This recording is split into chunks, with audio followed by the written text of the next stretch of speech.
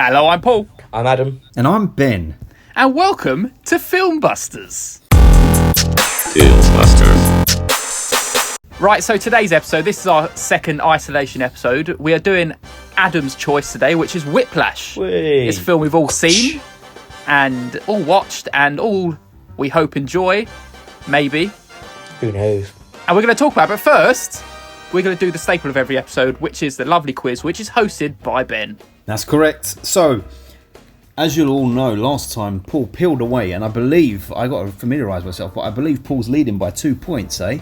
Yes, he is. So what's currently happening is Paul is on 5, I'm on 3 and Adam's on 2. And for those who haven't listened before, when we do the quiz, I ask the boys 2 questions each. If they get it right, they get a point. If they get it wrong, I get the point. So in order for me to catch Paul, I need them both to not get these questions and then I'll be level.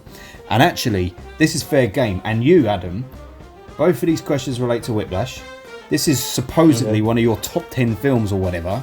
Top 4 films, is it? Top 4?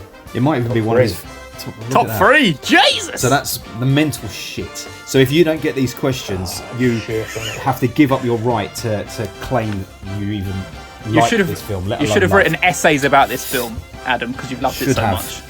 Alright, so everyone listening, nice and easy breezy, here's your first question. Yep. According to J.K. Simmons' character Fletcher, what are the 2 most damaging words in the English language? Oh my god, I noticed it today and I was like, that's sick. Good job. Oh, he got it. So well the boy done. proves that he knows his shit. He knows it. Good job. And afterwards, I'll tell you a little bit of trivia about that, but afterwards. So Adam peels it back. 5 for Paul, 3 for Ben, 3 for Adam. Now what's going to happen? Here's the second question. This is a big question here. It's a big one. According to J.K. Simmons' character Fletcher, if you give a calculator to a retard, what will he try and do with it? Try and change the TV. Oh, fucking Adam knows his shit. He loves this film. Blew us. Yes. He blew us. And Yes. Adam takes both points. That makes me so happy. Is that the exact quote? Well, look, Adam, it wasn't exactly that quote because I think you said some mumbled version of the answer, like he to change the channel with it, and that's not obviously what he said. It on the TV or something. You would use it to change channel on the TV.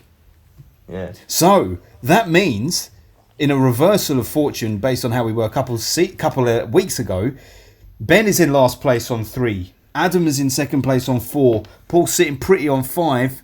But next week's quiz, or next podcast quiz, all bets are off. It's Ben's film. Look at that. On my film. And how well will you boys know my film remains to be seen. Not at all. Bets are off. Oh, yes. Bets are off. There you go. It means there's no That's money. That's the Snatcher quote right there. Well done, Adam. Is it? Well, I didn't clock that at all. Can't stand that film. Before we go into the main event, boys, The main event.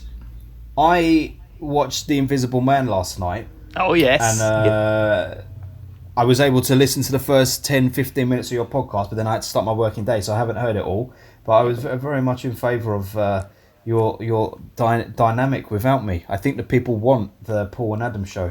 They don't want the Paul and Ben and Adam show. You're too miserable. You bring hate and misery to everyone. I've never heard you so fucking happy, Adam. You love the fact that I wasn't around.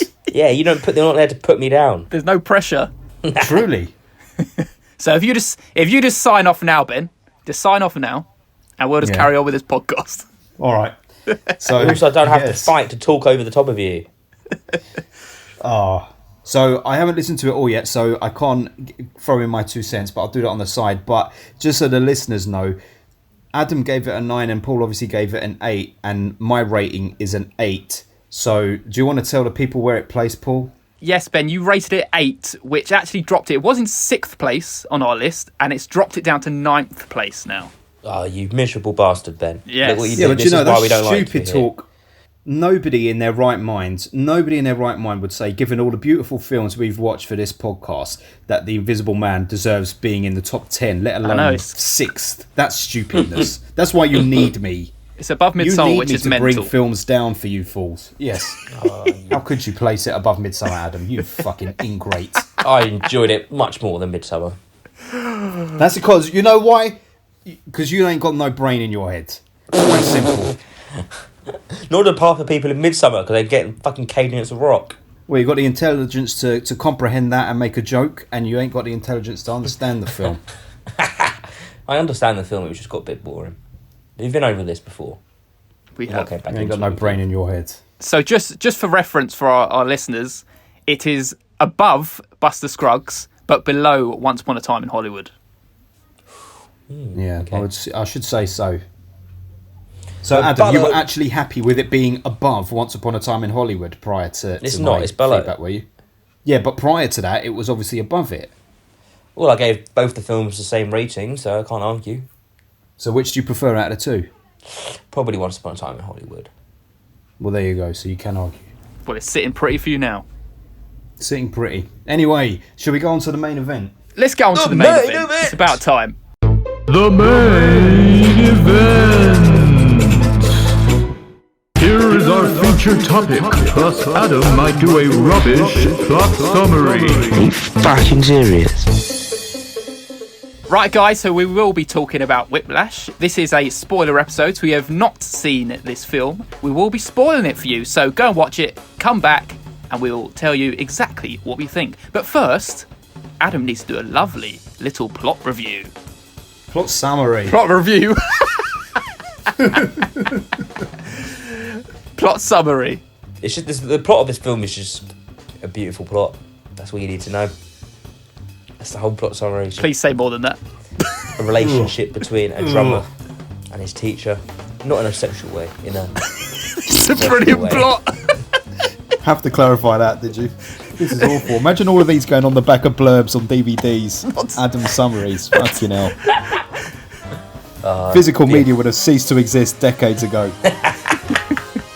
I reckon I've got more people watching. You reckon? You be more inquisitive about what the hell's going on over here.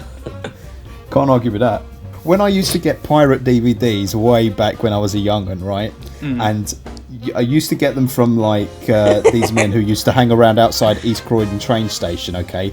And for the most part, they were Chinese immigrants. And you'd buy the DVD and you take it home, and the blurb on the back, like it would have been a Google Translate type job from their native language into English. That's what Adam's plot summaries sound like. Like someone's fucking said it in another language and whacked it into Google Translate. I'll never forget the Terminator Rise of the Machines DVD that I got was a pirate, and they translated Terminator as elephant. So in the description, in the blurb, whenever they kept referencing the Terminator, it said elephant. That's brilliant. Oh, anyway, very unrelated to everything. I love it. Very relatable. Right, Adam, go on. I guess you can choose who you want to hear first. I'm going to go first, and then I'm going to go Paul, and then I'm going to go Ben. Okay. So yeah, as we discussed in the lead up to this film, this is probably one of my favourite films of all time. I remember the first time I watched it, I was just like, oh my god, what is this film? And then it's one of those ones you just want to tell everybody about, like, oh, you need to watch this film, you need to watch this film. Yeah, and I've watched it, I don't know, countless times since, and it's just brilliant. It's the whole, how far will somebody go to be great, and the whole conflict, but then pushing each other along the way. And the last scene, the final scene, is just brilliant. I don't know, it just describes what music can do to a film.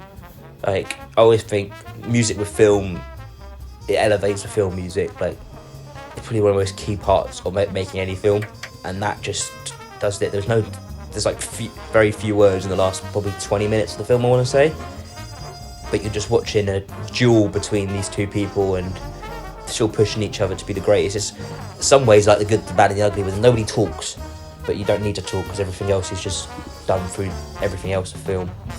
Very good. I guess you rate a 10 out of 10. Yes. No, it's a 7. Top 3 film, yeah, but 7. I'm not going to do what Paul does. Oh, it's one of the best films I've ever seen, but I'm going to give it 8 out of 10. Yes. Anyway, over to you then. That was a very defensive yes by Paul. Okay. When I first watched Whiplash, I wasn't as fond of it. I always feel with film that when you watch something, it can totally determine on what kind of mood you're in at the time, and it can play totally different on the second viewing. and it did totally play different with me on the second viewing, and I gave it a 10 out of 10 on the second viewing because I was so much more impressed with it. And it's a really, really great film. And J.K. Simmons is absolutely fantastic at it. His presence on screen is absolutely diabolical how good it is. And I agree totally about the music. The music in this film is exhilarating, it's exciting. And that end scene, it just like fills you with so much like fear, but also like, oh my God. And it fills you with energy because there's so much energy in that scene. And yeah, I really, really like this film. It's great. And your original score before it was what, 9? I can't actually remember now. I think it was an 8 or a 9, yeah. It was definitely high. Well, the thing about it is, if I were to give this film a 10, which I don't, we'd all be like jerking each other's dicks over how good the fucking film is, and that wouldn't make very interesting listening for our listeners. So I don't give it a 10. Sometimes they want you to be happy, Ben. Sometimes, but I don't want myself to be happy. So I've watched it twice. Today was my second viewing of it. I gave it a 9 originally, and it stays a 9. And that's not to do a disservice to it at all. It's a fucking incredible film. It's so well made. It's so unique. It's so well acted. So well performed. The tension, like you're right, that throughout the ending, but also almost every scene that J.K. Simmons is in with Miles Teller is like laced with this heart-pounding fucking dreads. Like, it's just a man with his fucking drum set, yet it is dread. It is fucking insane dread. And it is an incredible film about bullying. It's really a fucking film about a bully and what an abuser can actually do to an abusee. And I think that there's my main point of discussion in this podcast is going to be in relation to something Adam said to me earlier in WhatsApp. He said, this is a beautiful film, or a beautiful little film. And actually, I think it is a nasty, insidious little film. But that's not a bad thing. Well, that's what makes it, in my opinion, like this. I don't know. It's hard to describe. Maybe beautiful was the wrong word I described it. Well, you better fucking describe it, mate. That's what you got to do on this fucking podcast. I'll fight you. Yeah. Are you going to just bully me now? Let's bully you the whole episode, Totally. and then show you how beautiful it is at the end. And look, and also, just to be clear, J.K. Simmons gets all the plaudits for this film, as rightly he should. But let's not forget that Miles Teller, he wasn't playing the drums 100% of the time, but I think Damien Chazelle said something like 90% of the drumming in the film was Miles Teller. That's pretty fucking good, man. Yeah, because he had experience before, didn't he? Before the film, of being a drummer. Oh, I didn't know. I don't know. Did he? Yeah, I believe so. Yeah, I think it was That's less impressive then. That's less impressive. He already knew how to fucking drum. It's less impressive. Idiot. Stupid. Forget I said anything about that prick. Okay, all right. Let's frame it this way then. Adam, why does this film make it into your top 3? What is it about it that makes it a top 3 film for you of all fucking time? I just think it's a film that accompanies everything that's great about film in one way. You've got the powerful relationship between two characters that are the whole driving force between this film, and great acting between the both of them, which again is the driving force of this film. Music, which again, like I said earlier, is one of the most powerful parts in a film. Everything, like my key elements from a film that I look for are all in this film. It's also quite a simple plot as well, so it's not complicated, it's straightforward, it's straight to the point, which helps drive the story in such a way that it does. And there's just not a thing I wouldn't change. Every single time I watch it, I'm like, yes, I love it more. And especially when I know what's happening, I get so excited waiting for that end bit. I'm like, come on, yes. And it's finally like him getting his win. It's like, okay, I've won now. You've pushed me. It's kind of like a massive fuck you to J.K. Simmons at the end. It's like, this is what I am. You have made me kind of the person that's this, but this is who I am now. And the whole thing, they were talking about Charlie Parker throughout the film. What made him great was consistent bullying, which is kind of obviously what the story is. But it's just the relationship between the two of them. It's just, I find it fascinating. It's kind of like football managers when you speak about it, isn't it? When they lay, like Mourinho would lay down into a player and slate him in front of everyone, but sometimes that's what a player needs, because it brings out the best in them. That's Well, you can kind of see that by the ending, can't you? It's almost like he finally respects him, cracks as a student. It's like, you have to push someone to the absolute limit, and then suddenly they'll crack, and they'll either make it or they don't.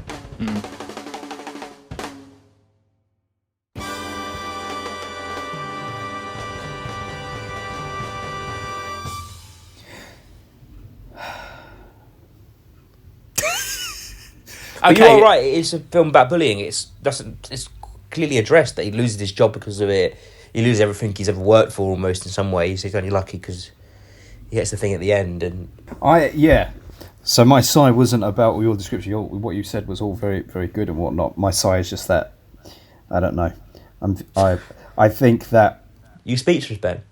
You don't know what to say. Do you not know what to say for once? maybe I'm half speechless. Yeah, I think that the thing I'm trying, because basically what I'm trying to do here, and it's really hard because the film is so good. What I'm trying to do is provide a devil's advocate point of view, kind of thing. And I'm not going to succeed by saying, oh, the film was badly made or poorly made because of this, because I don't think there is anything that's poor about it. So the only thing I can do is try and just look at it from a different perspective. And I think the only perspective that maybe isn't what most people see it as is that at the end, it's not a victory for Miles Teller. It is only a victory for Fletcher, and it's only a victory for him because this fucker, as far as he's concerned, made him lose his job. His whole career went down the fucking toilet. He's got him in the palm of his hands now. He tried to rip him down on stage through embarrassment, and then Miles Teller upped his game and did all this amazing, incredible shit. And that final nod, which is almost like appreciation, that nod is almost like, it's almost like I fucking got you. And the fact that Miles Teller smiles when he sees him nod is like, oh my god, validation, approval. That is Fletcher fucking winning. This guy's lost his life. His dad is watching from the audience like, this guy's a fucking psycho. What's gone on with my son? He turned his back on that beautiful girl who would have given him her entire life. Like, he was foolish, man, to go and pursue this. That bit hurts me so much when he's in that cafe. It's like, you can still have both. You can still have both these things. But it's the abuser-abusee relationship where the abuser makes them think they are nothing without them and the way that they give them validation. So Miles Teller can never feel complete without Fletcher saying, essentially, good job. Yeah, I get that point, but I also do think that when Miles Teller takes the reins by himself and he does all of that by himself, it's almost like, I don't need you, it's me now, this is my show. Like, I'm proving to these people what I'm about, not what you're about. This is, yes, it's your song, yes, it's your orchestra, but I'm taking the lead here. This is me. I'm going to start when I start. I'm not going to end when you want to end. I'm going to tell you when. He's like, cue me in. He's like, I'll cue you in. It's that kind of... And probably the film also ends with him just finishing, but I reckon if it extended, he would probably be the one getting all the plaudits for it. I like to think, anyway, at least. I agree. There was all scouts in the audience who were... Because J.K. Simmons wanted him, Fletcher wanted him to fuck up in front of all the people, so literally he would be tarnished his forever, career. kind of. But I feel like, yes, he would have accelerated into the nether realms for of drummers from that moment. But I also agree that it Fletcher's nod at the end could be seen as both ways. It could be seen as an approval, but also because he spoke about that he never found his Charlie Parker. His person. So that is also yes, I've got him. And that's all. Yeah, that's why I always saw it as well. It's like you've almost given him his person, that his career is now successful. That's like we said, is the only regret he never had was making somebody great through the way he teaches. Yeah. So you've almost kind of validated his whole career in that way. But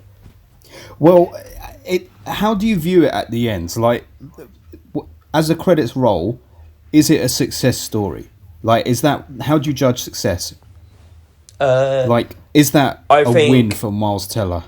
I think when you speak about, when there's a whole scene at the beginning or midway through the film where he's sitting around with his family and they got family and friends round and they're arguing about what is successful. Mm-hmm. And Miles Teller I still want to be spoken about in 100 years' time.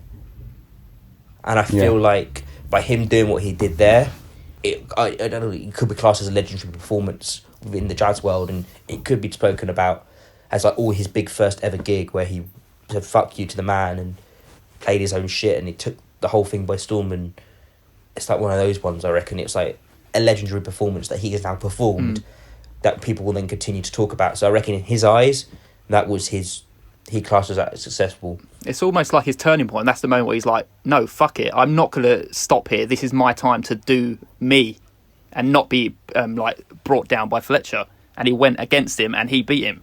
And do you, as an audience member, view it as a success?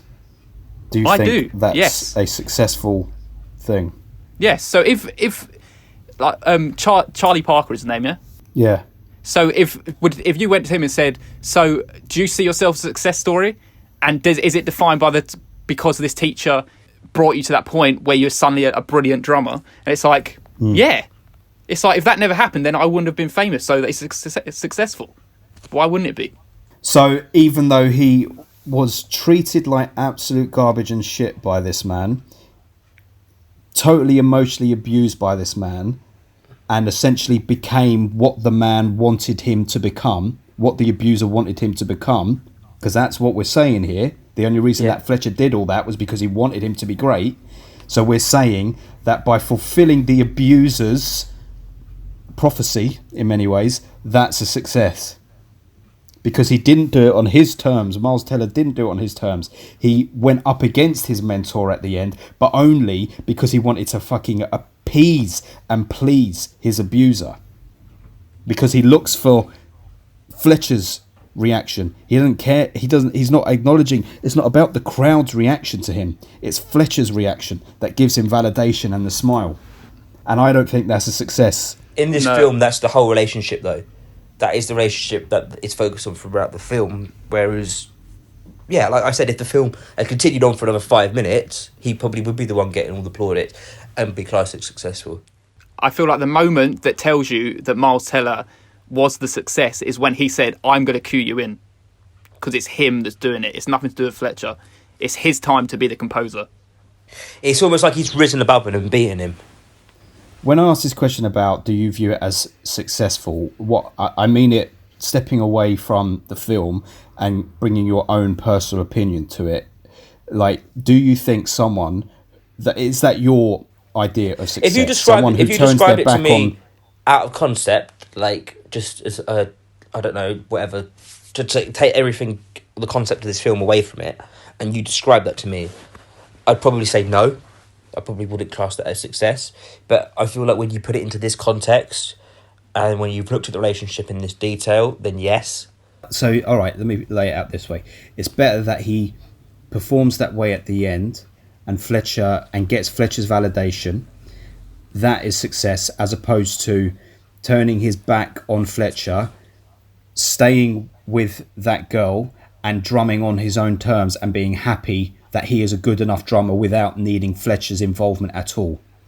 I don't think he would have ever been happy with the standard he was at. I think him getting rid of the girl wasn't anything to do with Fletcher in a way. I think it's all down to him pushing himself mentally. He had it inside him all along. That was him just saying, I need to do this by myself without... Because this is very early on. He says that probably... I think it's just before when he does the whole scene where he makes him drum for hours, if I'm not correct. Mm-hmm. Which is before he's kind of been emotionally... I'd say that's the point where all Fletcher emotionally breaks him when the whole car crash scene as well. It's that whole segment there is when it starts to get really nasty.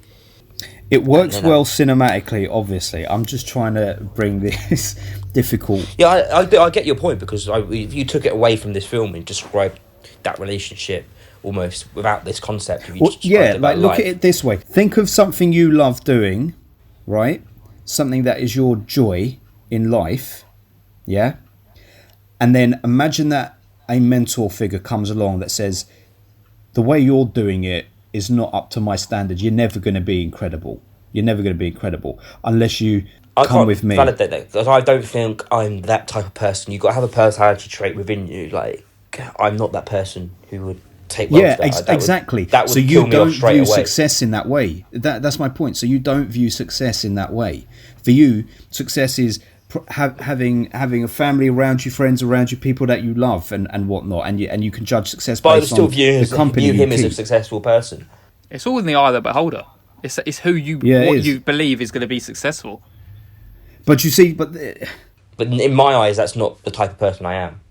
I'd much rather do stuff on my own and get it wrong or figure it out myself rather than people. that's why I'm saying my reading of this film is that it's a nasty film rather than a triumphant moment at the end. I find it like legitimately. I'm not being devil's advocate by saying this. I see it as a fuck you, I'm better than you, I've beaten you.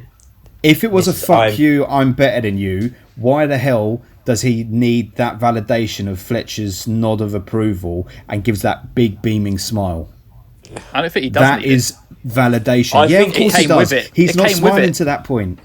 But also the bit when he walks up to the drum kit when it falls first, all kicking off, and he's like, "What the hell are you doing? I will gouge your eye out." And he says so, and then he smashes the cymbal and it hits him in the face.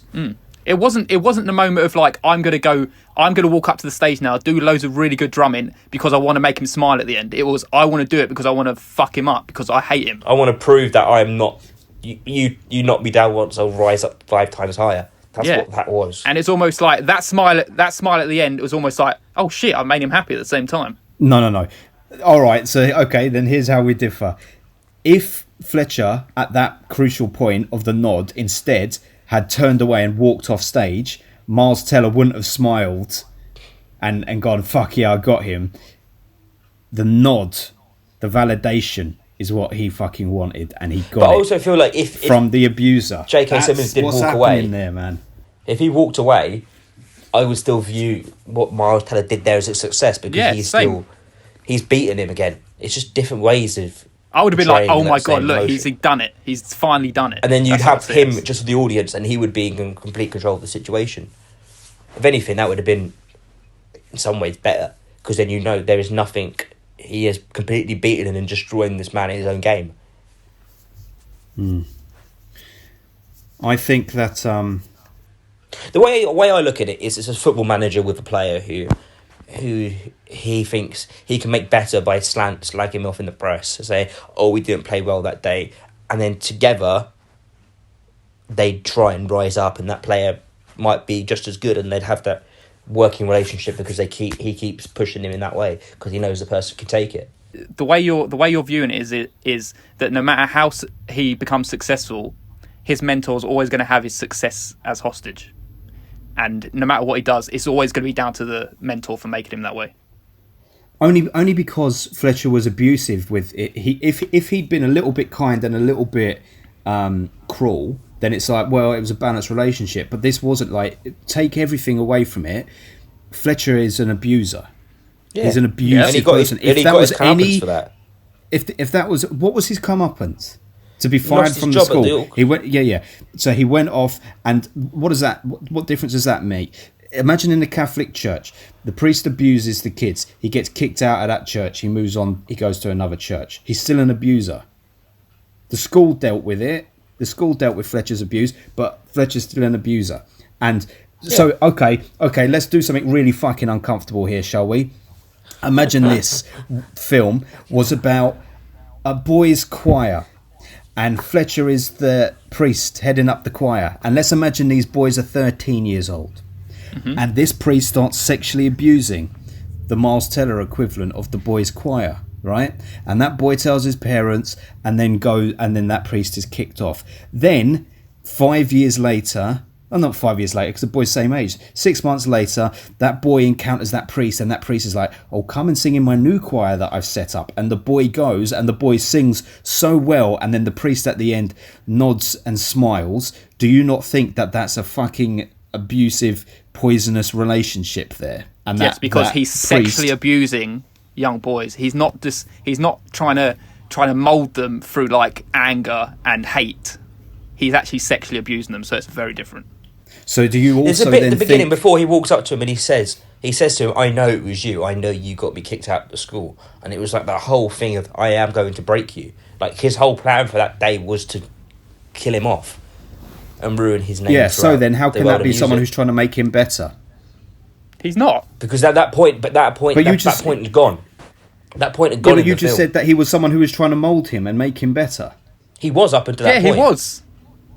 Why? Because he says that when he sits down with him in the diner. You don't believe that shit, says do you? in the- That's an he says in abuser the- justifying what they're saying. No, he's sitting down in the diner because he knows that he's the one who got him kicked out of school. So he's like, I'm Yeah. going to set this guy out now to fuck him up because he's full of hate. Yeah, but when- and that's all he is. And yes, he uses the hate to like mold his students, but he's also got like vengeance and he wants revenge on this guy. Yeah. Andrew took everything away from him, didn't he? He ruined everything this man's ever worked for in his life. He had the best Jaggers orchestra in the country and he destroyed it and took him off it. So now he sees him, he gets his second chance. He's like, well, I'm going to use my chance to fuck you up. And Andrew then wins the battle. Because he didn't fuck him up. So you could see that as the win. So technically you could say either way he was going to be a win-win situation. Whether or not he fucked him over and then beat him because he kicked him out of the school, or the fact that he just drummed the hell out of that orchestra and he was like, well, I made him the best drummer ever. But that's what I mean by having his success hostage, because no matter what he does, it's like, I'm in control of it. I'm in control whether you fail, whether you win. Yeah, but I reckon from that point onwards, Andrew doesn't need him anymore. He's elevated himself above him. Like before that point, they were a team, and then that point was him almost releasing himself from it. He was like proving, I don't need you. I can do stuff on my own. I can do this, that, and the other, and overcome you and be a better person without you. Yes. I feel like you're looking way, way too deep into this, Ben. Oh, well, hang on. I think you hang have on. to. Excuse No, you me, have all- It's a kiddie fiddling. Excuse me, all over the place. That's what You have we're to. here to do, man. Yes, we're here of course. to think a Yes, little bit there's- deeper beyond the surface. we do think we can't a just little go, bit oh, it's a good deeper, film, but the fucking end. Let's think a bit Comparing deeper. it to And this kiddie is fiddling, they could do that with every film. There's so many films like because we're you could- talking about abuse. No, because we're talking about abuse here, mate. Don't get me wrong. We're talking about abuse. I'm just talking about a different form of abuse, and we're talking about what's now acceptable and what's not. And you know, what if it had been if Miles Teller had been female, if it had been a female character, and all of Fletcher's put downs had been sexist and whatnot. What if he'd been a Harvey Weinstein type? But everything that he was doing... You're making a completely different film, Ben. No, wait. If there was a gender disparity in the situation and the abuse was related to sexism, right?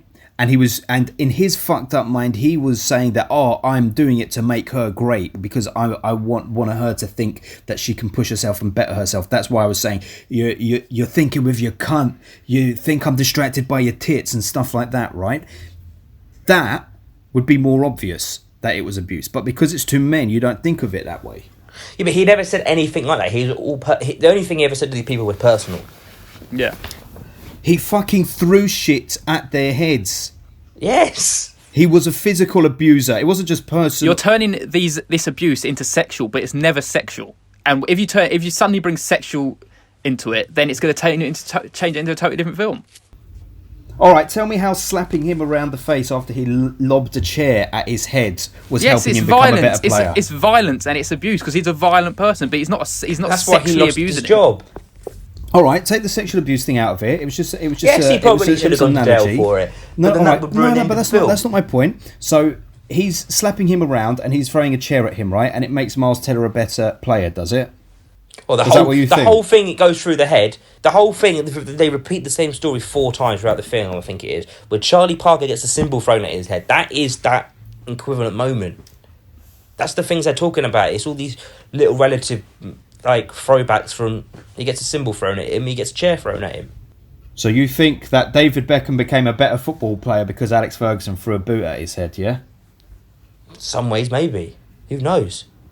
I think it's a little bit of his ego as well, because he knows that drummer through abuse got to the position he's in. So he's like, okay, he's trying to get me to that stage. So he wants to be that person, and he knows that's all he's got to focus on. So he gets with his girlfriend, and he's just trying to persevere to see where it takes him. And it is bad, but would he have got to that position without him? No, because he would have been happy just to. He would have been a good drummer, maybe, but it wouldn't have like progressed past the level he was. It sounds bad, but if the relationship wasn't the way it was throughout this film, I don't think this film would have the same impact as well. Yeah, no, I know, but don't get me wrong. I'm not saying this is a criticism of the film. I'm not saying that because, of course, no one wants to watch a film about a nice thing. I'm talking, yeah, exactly.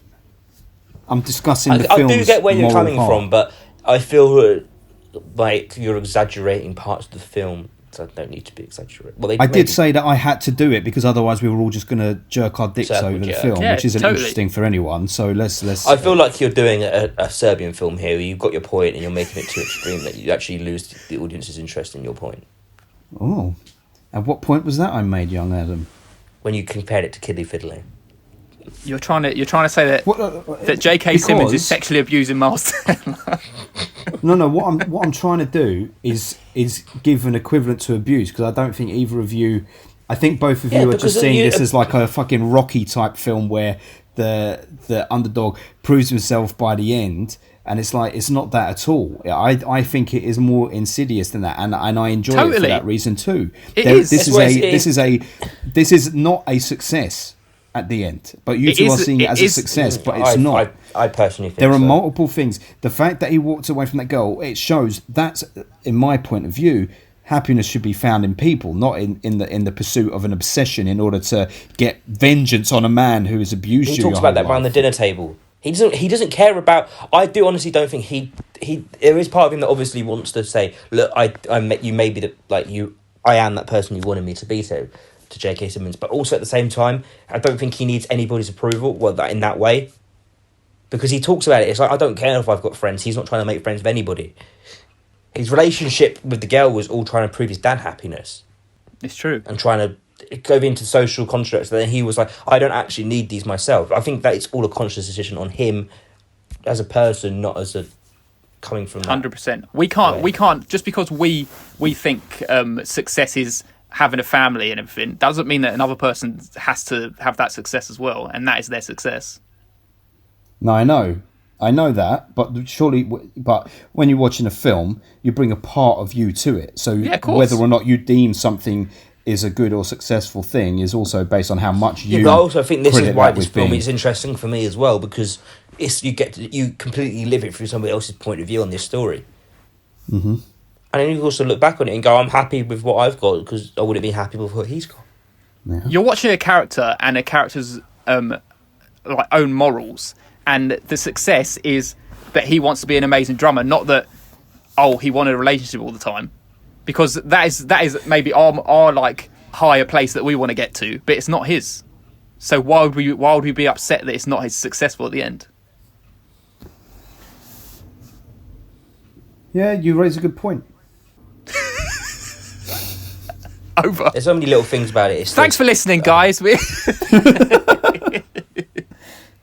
You've heard Bemby's silence again for the second time ever.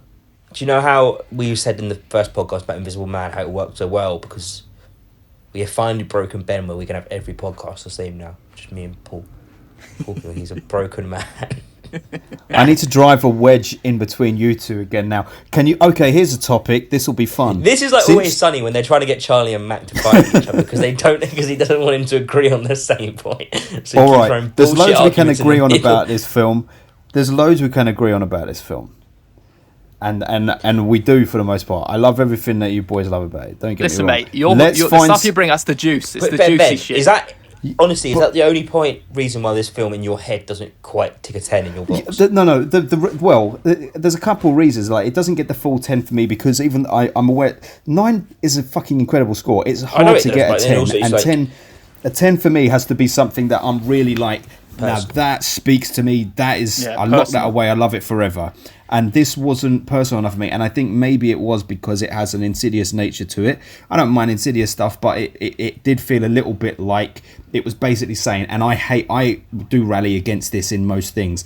I hate the idea that having love and family and someone who has your back and being at peace with yourself is not enough. The idea that it's not enough, I don't like that in films. And in this, where for me, I've always viewed it the first time and the second time, he's quite clearly abusing this kid.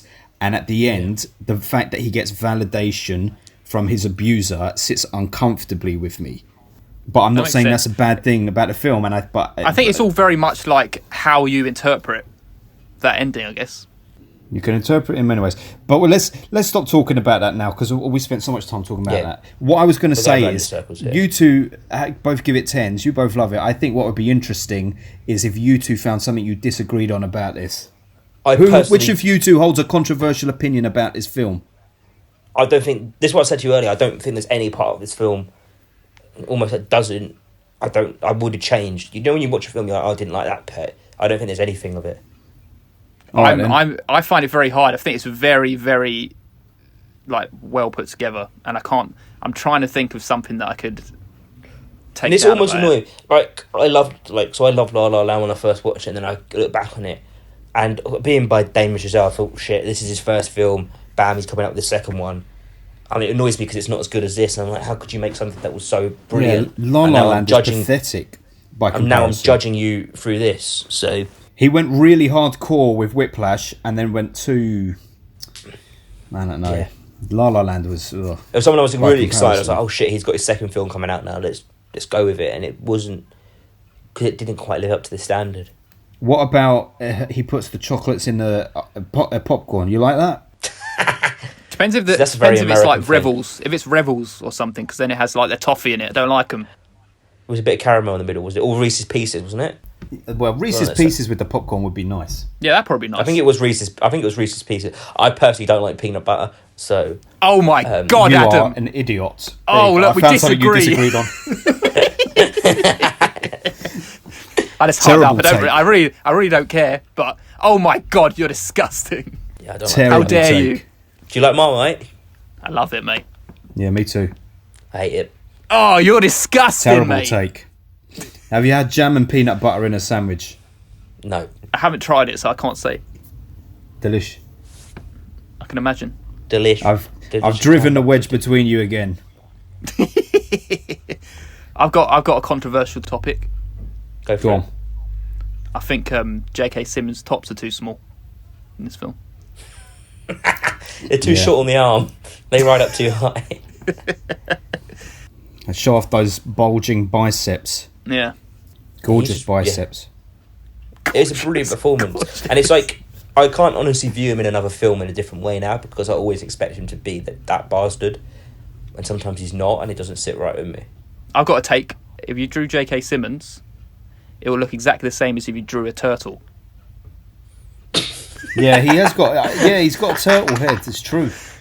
Yeah, like, you know that lip that comes down? That lip that comes down? He's got that. Yeah.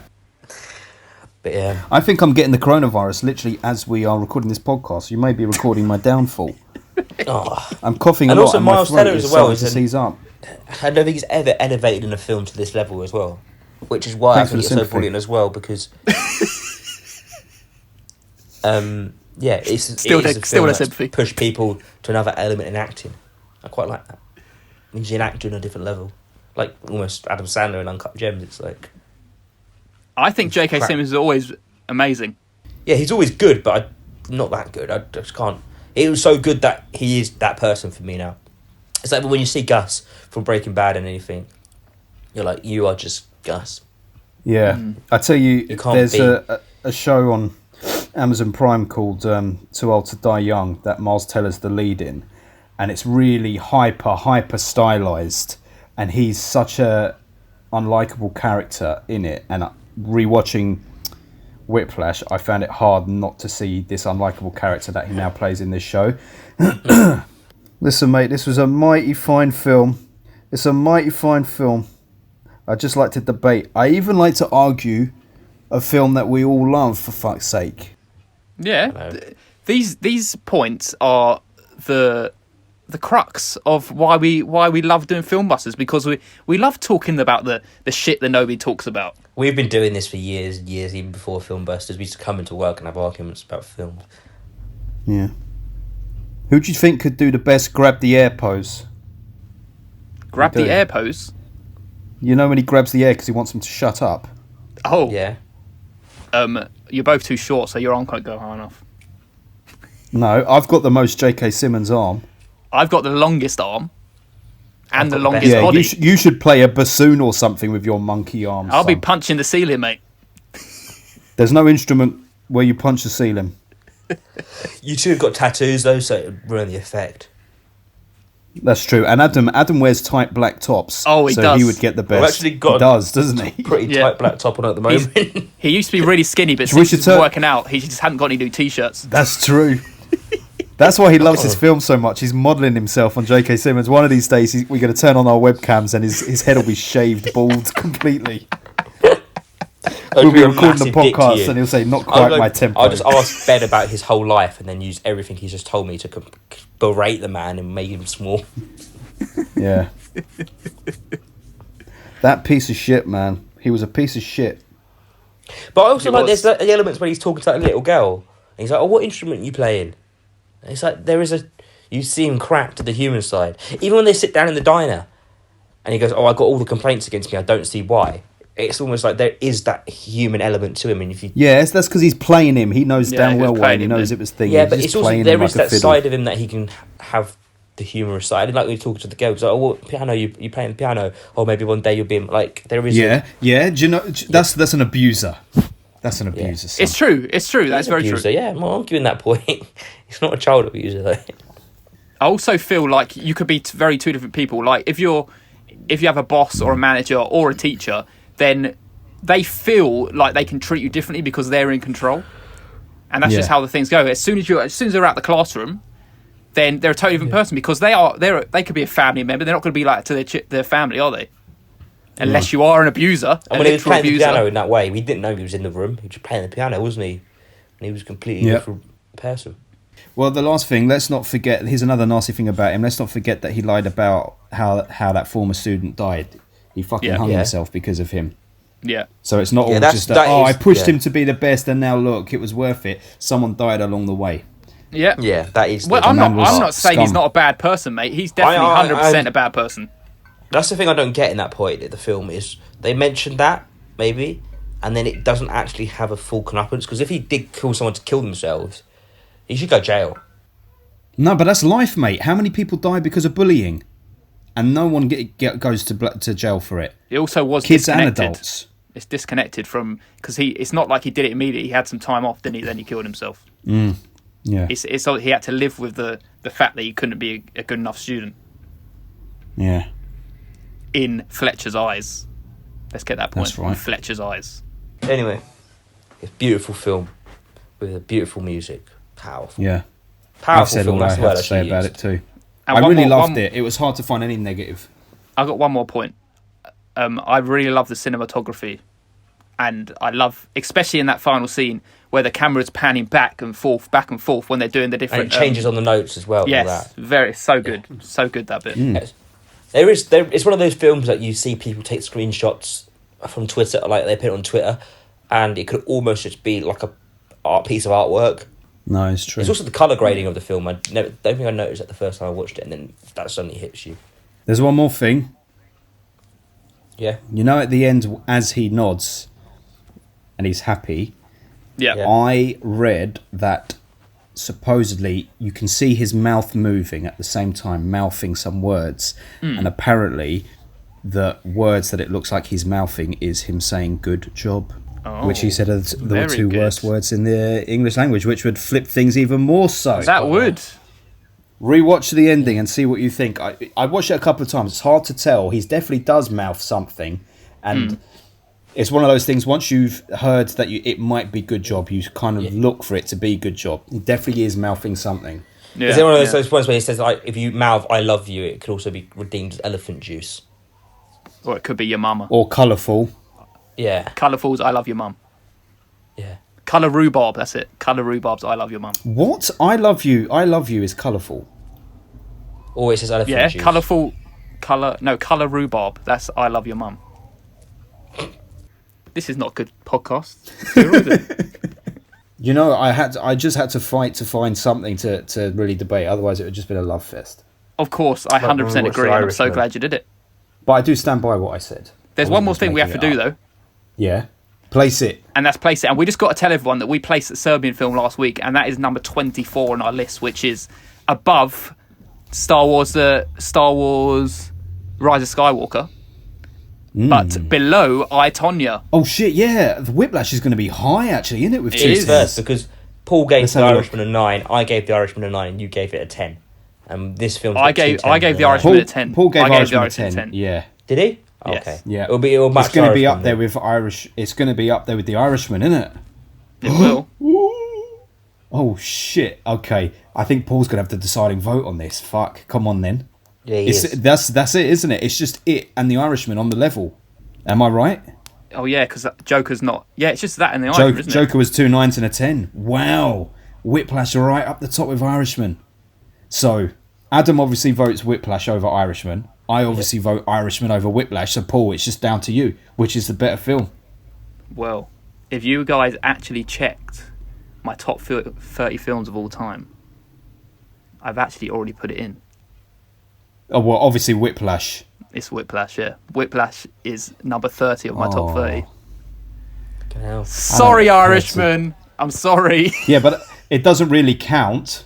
It doesn't really count. It doesn't count. Because it's an Let's old put a little film. asterisk next to it. It should be like Liverpool when they win the Premier League. They just have a little asterisk Yeah. next to it that everyone You knows put that it in and wasn't I'll be actually putting real. a fucking asterisk in. I'm putting an asterisk in that document right now. It's been dethroned. You're going to mate. bring up It's Letterbox dethroned. and say, can we just have the asterisk button on the like an emoji on the screen? Paul, you put Whiplash in your top 30 as well. Yeah, it's number 30. I feel like because of the film it is, you can put it on. It's not very long. It's like, was it like an hour 40, isn't it? Yeah. It's You very, can it's just a put it very on and- tight, mate. It's a real good script and it's a real good film. Right, so that was very nice. Very much enjoyed talking about Whiplash. If you guys want to get in touch with us, you can get in touch with us at FilmbustersPod on Instagram and Twitter. We also have our website, www.filmbusterspod.co.uk. We have all our reviews on there, written reviews, as well as podcast reviews, so go check them out on there. And we have our individual Twitter accounts. I'm at FilmbustersPaul. I'm at Filmbusters Adam. Do-do-dum, do-do-do-do-do-do-do-do-dum. And I'm at Filmbusters Ben. At last, you've actually said Ben. I know. Bit of I thought I Filmbusters better Andrew. actually let people know who I am. for a Filmbusters change. Fletcher. Yeah. But there's one more thing we've got to So do. then, there is. Go for it. Go for it. So it's What are you my gonna turn pick? to pick a film for you boyos. And it's funny that Irishman just got knocked off top spot because for my episode, you boys Goodfellas. are going to watch again Casino. And we are going to Ooh. do Casino on our next Ooh. episode.